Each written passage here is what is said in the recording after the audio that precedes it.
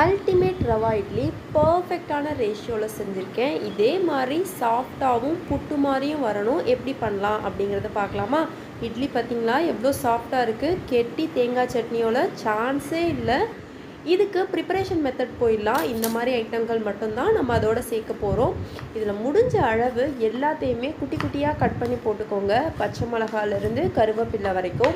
கருவேப்பிலையும் நேராக நல்லா அடுக்கி வச்சுக்கிட்டு பிடிச்சு கட் பண்ணிங்கன்னா சூப்பராக குட்டி குட்டியாகவே நல்ல ஒரு லீஃப் வந்துடும். அடுத்து நம்ம எடுத்து வச்சோம் இல்லையா அந்த தேங்காய், அதை மிக்ஸி ஜாரில் போட்டு பூவாக திரிச்சிடலாம். அதை திரித்து அது பாட்டுக்கு இருக்கட்டும். கொத்தமல்லியையும் நம்ம குட்டி குட்டியாக கட் பண்ணி வச்சுருவோம்.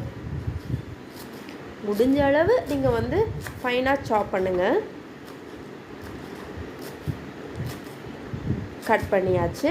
இப்போது நம்ம கேரட்டை நம்ம கட் பண்ணாமல் இதை வச்சு துருவிட்டோம் அப்படின்னா சூப்பராக பூவாக வரும் பாருங்கள். தேங்காய் பூ மாதிரியே இது இட்லியில் நல்லா மிக்ஸ் ஆகி அது மட்டும் இல்லாமல் சூப்பராக கலர் கொடுக்கும். ஒரு எல்லோயிஷ் ஷேடு வரும். அதுக்காக நல்லா துருவிடுங்க.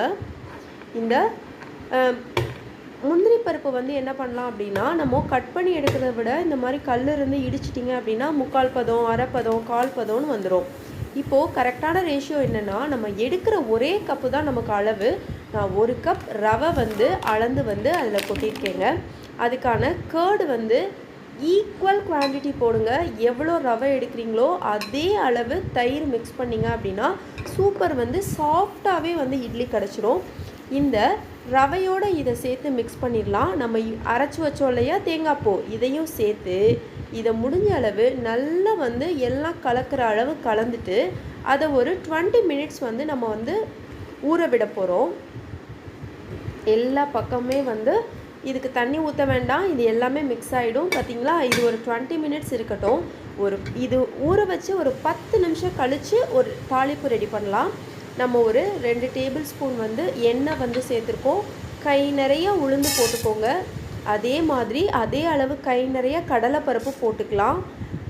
இது இரண்டுமே சூப்பர் கோல்டன் கலரில் வரணும். இது நல்லா ஓரளவுக்கு பொரிஞ்ச பிறகு நம்ம கடுகு சேர்ப்போம். ஏன்னா கடுகு கடகடன் வெடிக்க ஆரம்பிச்சிரும்ல சூடு எண்ணெயில். இப்போது இது எல்லாமே ஒரு கோல்டன் ப்ரௌன் வரட்டும். இதோட நம்ம இடித்து வச்ச முந்திரி பருப்பு இதுவும் லைட்டாக கிளறின பிறகு நம்ம பச்சை மிளகாய் ஆட் பண்ணணும். பார்த்திங்களா எவ்வளோ சூப்பர் கோல்டன் கலர் வந்துருச்சு. இதோட பச்சை மிளகாய், அதோட நம்ம அரிஞ்சு வச்ச அந்த கருவேப்பிலை குட்டி குட்டியாக கட் பண்ணோம்ல, இது மட்டும் சூப்பர் கோல்டன் கலரில் வரணும். இது ஏன் இந்த உளுந்து கடலைப்பருப்பு கோல்டன் கலர்னால், நம்ம சாப்பிடும் போது நல்லா நறுக்கு நறுக்குன்னு கடிப்பட்டாதான் ரவா இட்லி சாப்பிட்டதுக்கான அந்த ஒரு திருப்தி கிடைக்கும். துருவின கேரட் இதோட நல்லா சேர்த்து மிக்ஸ் பண்ணிடுங்க. ரொம்ப நேரம் மிக்ஸ் பண்ணணும்னு அவசியம் கிடையாது. லைட்டாக அங்கிட்டும் இங்கிட்டும் சேர்த்து பண்ணினாவே போதும். உப்பு எதுவுமே நான் சேர்க்கல. இப்போது இந்த மாவோட நம்ம வதக்கின ஐட்டத்தை போட்டுடலாம்.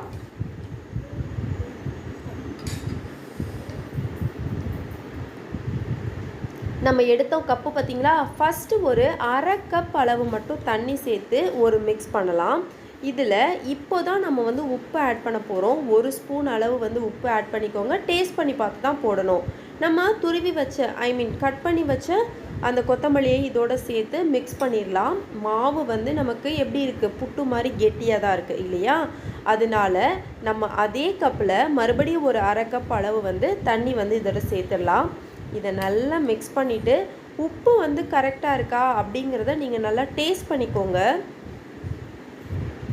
மாவு சூப்பராக மிக்ஸ் ஆகிடுச்சு பார்த்திங்களா. கெட்டியாகவும் இருக்கக்கூடாது, தண்ணியாகவும் இருக்கக்கூடாது. எடுத்து போட்டால் விழுற அளவுக்கு பதம் தான் இருக்கணும். நம்ம தண்ணி நல்லா சூடான பிறகு நம்ம இட்லியை ஊற்றிடலாம். தண்ணி நல்லா சூடான பிறகு தான் நீங்கள் மாவு ஊற்றணும். இப்போது இந்த மாவை இதில் ஊற்றிட்டு இதை கரெக்டாக 12 to 15 மினிட்ஸ் நம்ம இட்லியை வேக வைக்கணும். மூடி போட்டாச்சு, வேகுது.